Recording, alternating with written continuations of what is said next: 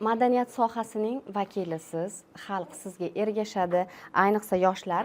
Aslida xonanda jamiyatda qay o'ringa ega? Madaniyat bu o'zi shaxsga nisbatan masalada bu o'zi To'g'ri. hammani birda madaniyatli qilib qo'yib bo'lmaydi-da. Xonandalarni ham hammani bittada madaniyatli qilib qo'ya olmaysiz-da. Qiyin-da endi u. To'g'ri. Uni alohida shaxsda endi u o'zi O'zida bo'lish kerak, a? bo'lsa-da endi. Bo'lsa. Bo'lsa-da, siz aytgandek yo'nalish bersangiz, mana bunaqa bir bizani talablarimiz shunaqa desangiz, ha shunaqa ekan deb o'zidagi bor narsa bilan ketadi. Yo'q bo'lsa-chi?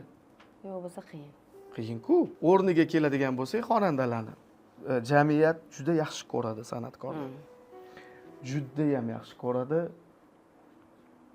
Endi men bilganim minglab odamlar tug'ilgan farzandini Imron deb nomlayapti-da. Bu o'sha san'atga bo'lgan hurmat, xonandaga bo'lgan hurmat, sevgisi, muhabbati masalan hamma narsasida jamiyatdagi o'rnini bir so'z bilan mana shuni o'zi ham bitta bir holat bilan ham ko'rsangiz bo'ladi.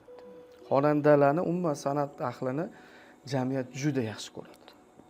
Hattoki jondan aziz farzandini ismini qo'yadi. Bu katta narsa bu. Bu kichkina masala emas bu. Shundan bilib olsangiz bo'ladi jamiyatdagi o'rnini san'atkor. Siz farzandli bo'lyapsiz, Ozodbek deb ism qo'yyapsiz. Sizni butun hurmatingiz, muhabbatingiz o'sha xonandaga nisbatan farzandim o'xshasin deyapsiz. Bu juda katta masala bu. Jamiyatdagi o'rni shundan bilib olaverasiz san'atkor. Endi kimdir aytadi san'atkor hozir unaqa bunaqa. Har bir sohada yaxshi yomon bor. Bor. Har bir sohada yetarli yaxshi ham yomon ham. Shunaqa deb o'ylayman. Umuman bitta sohada bitta yomonni deb baho berib bo'lmaydi. Jamiyatimiz juda san'atkorni yaxshi ko'radi, hurmat qiladi. Uyini to'riga olib keladi. Yaxshi Niyat kunlariga. qilib yaxshi kunlariga chaqiradi. Bu katta narsa bu o'zi aslida.